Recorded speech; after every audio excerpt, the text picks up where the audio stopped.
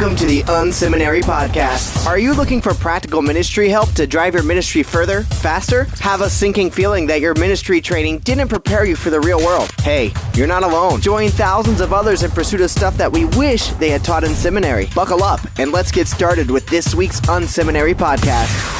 All right. Well, happy Thursday, everybody. Welcome to the Unseminary Podcast. Thanks so much for tuning in, for putting us in your earbuds today. Super appreciate that. Thanks for taking time out from doing whatever it was you're doing this morning to just listen in. Today, we've got a great conversation with a church leader I've been looking forward to talking to for quite a while, John Peacock from Mission Church in the greater Chicagoland area. He's going to tell you about the church. But John, welcome to the show. Thanks, man. It's great to be here with you guys. Oh, I'm so glad you're here. I got introduced to John by a mutual friend, Christy Rutter, who's actually been on the podcast in the past. I really am excited to hear about Mission Church. Why don't you tell us a little bit about your church? You just celebrated a big anniversary, didn't you? Yeah, 3 years was this past Sunday. Nice. And congratulations. Thank you. We started with really just a few of my friends, and it's been incredible to see what God's done over the past 3 years. We planted this church in my hometown, which is in Roselle, which no one's heard of, but a lot of people have heard of Schaumburg, so it's not too far from that area. But we're located in an area that we've named the 10. There's 10 communities that we're committed to serving for the rest of our life, and so. 3 years ago, a few of us, we grew up in this community, and we said, we really want to see what would happen if we were to really live out the vision we see in the Gospel of John in chapter 1, where Jesus moved out of heaven and into the neighborhood. What would happen if we said, all right, we're probably not going to change the world, we're probably not going to reach the world, but what if we were to love 10 towns for the rest of our life? What could happen if we kind of narrow our focus? Perhaps we could deepen our impact. And so we've been trying to really live out what I would consider a neighborhood church model. In part, there's some attraction to it as well. So it's not like it's a little bit of if you're familiar with that, like the Walter kind of description. And we've been asking what would happen if we were to really live this thing out, not just one day a week, but 7 days a week.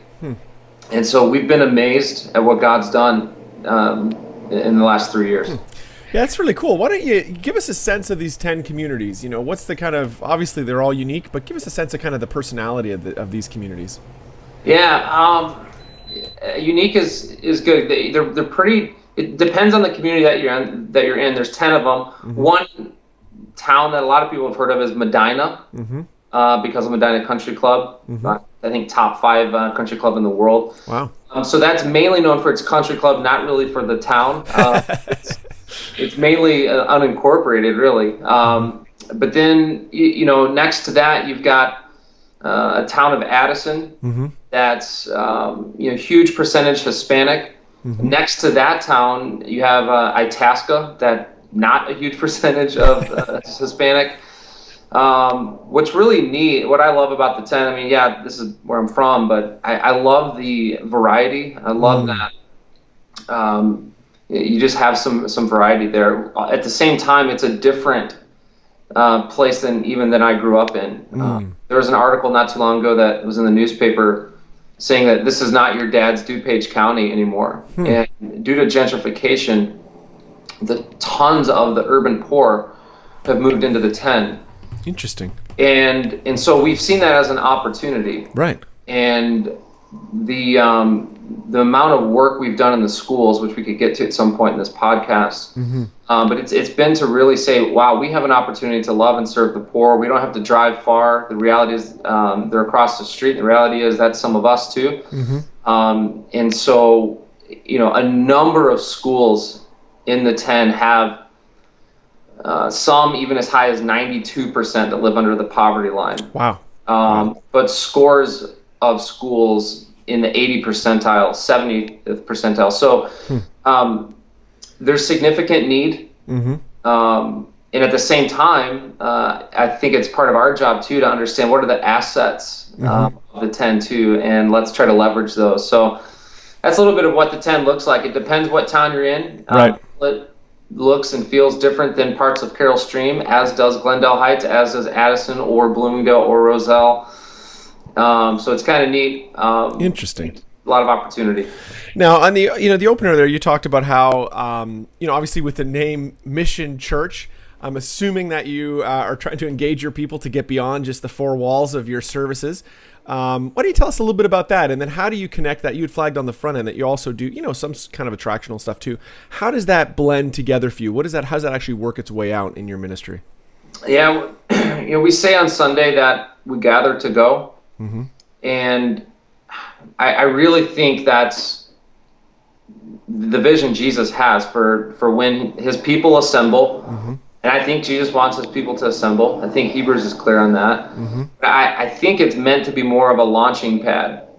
And I think it's meant to inspire. I think it's meant to really call us back to the kind of people that we are. We're image bearers. But man, I really believe that we are called to go, and I really believe that we're need to be equipped to go. And so we talk about living this out the other 6 days of the week. And when we thought about what to name this church, I mean, that was quite a process. I mean, I've got 2 little girls. It was hard naming my kids, but it was equally as hard naming a church. Yes, yeah. So that was quite a process, but I wanted there to be accountability in the name.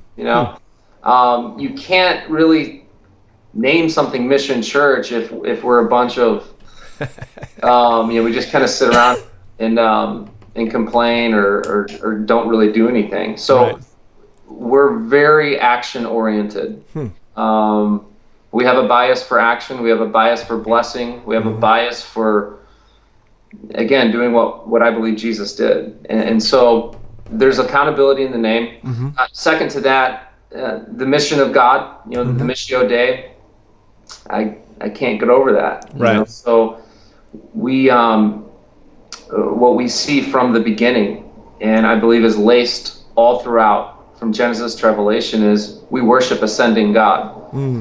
And so when we say, hey, we gather to go, we don't go as a program. We go as an identity. Okay. This is who we are. We're the sent agents of the King. Right. So how does that, I understand, you're not, it's not about a program. It's not about kind of like, okay, this is our outreach program, which, is obviously somewhat counterintuitive to actually trying to send people. But how do you, how do you encourage people to take action? What is it that you're, actually asking people to engage with? What have been some of the examples of that over the last couple of years? Yeah. One of it is something we call My 60. And, we've said, hey, all of us have the same amount of minutes a day. Okay. No one gets any more, no one gets any less. We have the same amount of minutes a day. And what if you were to once a week take 60 minutes and use those minutes for the good of others? And so we call it My 60. And I'm not going to exaggerate it. I think that idea has just worlds of potential. Right. And we've seen it yield some really great things. It's not where I think it needs to be yet, so I'm not going to say, and that has changed the world. Yeah, right, exactly. It hasn't. It could. Yeah. But it hasn't yet. But what it has done, and this is what I love about it, is it's helped kind of broaden what counts, right, so to speak. Right. So take 60 minutes, and that 60 minutes could be a meal with a neighbor. That counts. Right. It could be mentoring an at-risk student. I do that every week. And so I know, because it's built into my schedule, I'm in every week. Yes. It could mean so many different things, and I love that. And so that was really one of the things I've been wrestling with for a while, is sometimes we do our people, our church, as a disservice when we tell only the huge stories. Right. Meaning, the guy that left his job to now work at the church story, which is great. And we have those stories too. Or the guy and his wife that moved to Africa to start an orphanage. Those are great stories. Those need to be told. Right. But I think most people are sitting there saying, man, So what we want to do is we want to validate and honor the small acts of heroism where you're walking across the street. Right. Where you're having a conversation with someone where you don't maybe feel like you have anything in common. Right. So that's been some of the ideas. In My 60 is something that we're really trying to celebrate and talk more about. Right. Give people ideas on what it could be. But that's an example of something that we've done and something we're continuing to do. I would maybe add this, that you can add a lot of ideas, but if you don't have a culture sending, it's going to be hard. That's very true. Over the long run. So I think that's the majority of the work we've done and are doing, is making sure we have a sending culture. Right. And then if you do, it really rings authentic. Yeah, absolutely. I think that's such a true point, right?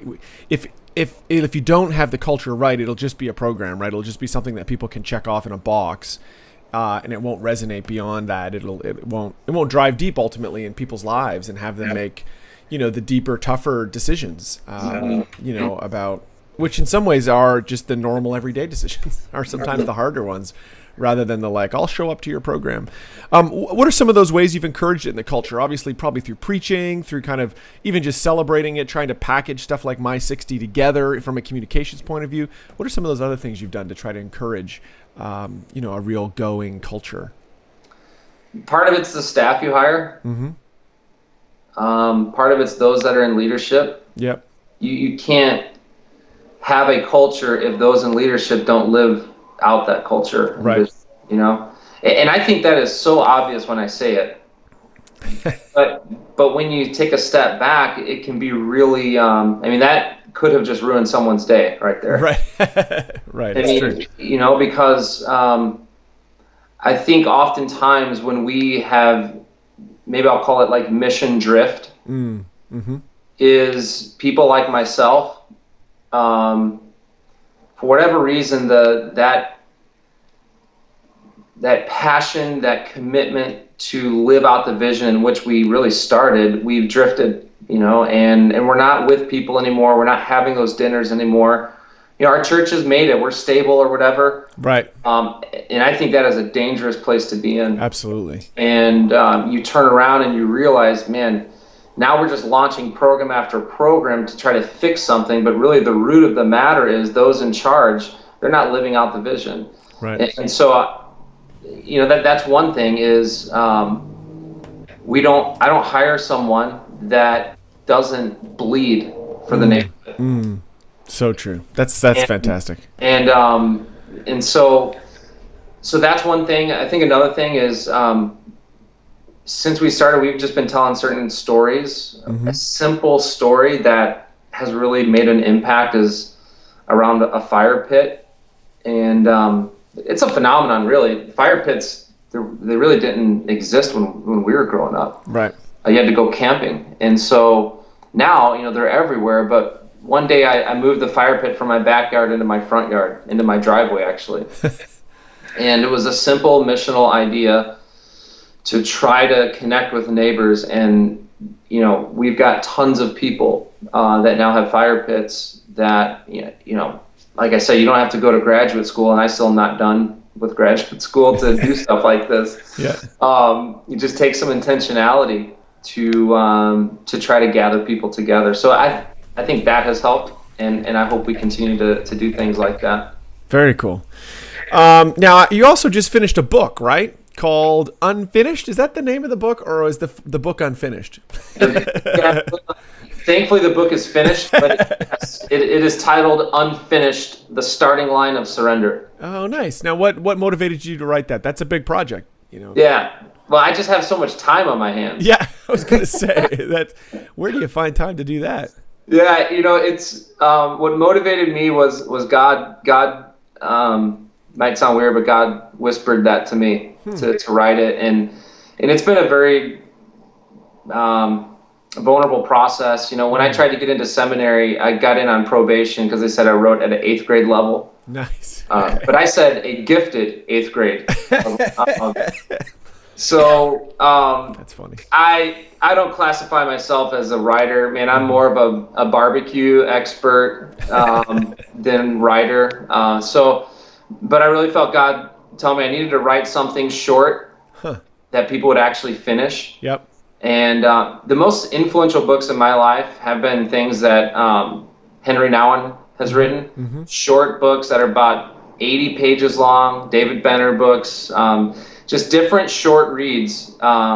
You can pack some insight into those. So that's what I did. It's a short book. I hope you would agree that it will have some insight. But really, the idea is steps matter. Okay. You don't get anywhere without taking steps. But what if you were to be more intentional about the steps you're taking from a spiritual standpoint? And I wanted to give people, really I wrote it to two different types of people. One, the person that maybe has grown a little bit tired in their faith. I wrote it for them, and hopefully providing some fresh language and insight around some of these steps that they've already thought of. Yep. Other person I've written it for is that person that's brand new and just now really open to this idea that Jesus has invited him to follow him. So I wrote it for that person too, giving them handles and clarity around what it looks like to follow Jesus. So right. Very cool. Nice. All right. Well, just kind of as we wrap up this part of the interview, is there anything else you'd love to share with people that are listening in today? Oh man, I don't know exactly who listens to this podcast, but what I would say today is don't forget your first love. And so to the guy out there like myself that's working hard and working on a sermon yet again, man, let's not be guilty of preaching great sermons yet forgetting our first love. And to the business owner, let's not be guilty of building a great business yet forgetting our first love. And to the stay-at-home mom, let's not be guilty of doing a great job with the kids today, and that's important, yet forgetting your first love. And even to the guy that's leading this podcast. Appreciate that, man. Of putting something together that's great, and it really is a good resource, yet forget your first love. I really feel like that's what it's all about. This is the Unseminary Podcast. Stuff you wish they taught in seminary. We're going to jump into the kind of the closeout to the show we call it the lightning round, where we ask the same questions to everybody who's on the show, really just to get a sense of what's happening in church leaders' lives. So is there an online resource, John, that you're using these days or that you've used that's, had a kind of particularly helpful to you over the last little bit? Yeah, Tim, Redeemer Presbyterian Church in New York. I think Tim Keller is the pastor's pastor. Yep. And so, I listen to every sermon he's pretty much given, and it really impacts me a lot. Nice.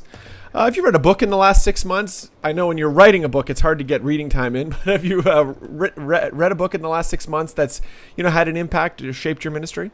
Yeah, it's a reread. I try to read it once a year. Strengthening the Soul of Your Leadership by Ruth Haley Barton. If you are a leader, you better read it. It's a great book. That's a fantastic book. We were out on a retreat with her, actually out your way in January last year when it was minus a gajillion degrees.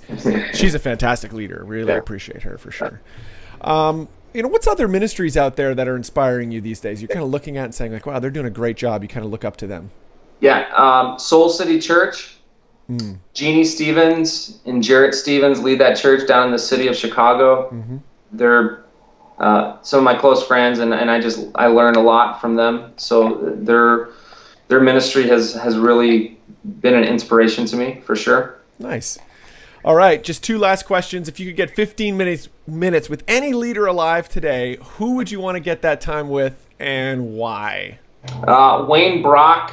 He is in charge of Boy Scouts of America. They have 1.2 million volunteers. Wow. That's amazing. I'd love to talk to him about that. That's amazing. How do you inspire that many people to do what they do for free? Yeah, that's amazing. That's cool. Great. All right. Well, when you're not, leading your church or trying to just trying to have some fun, what do you do for fun to kind of relax, hang out?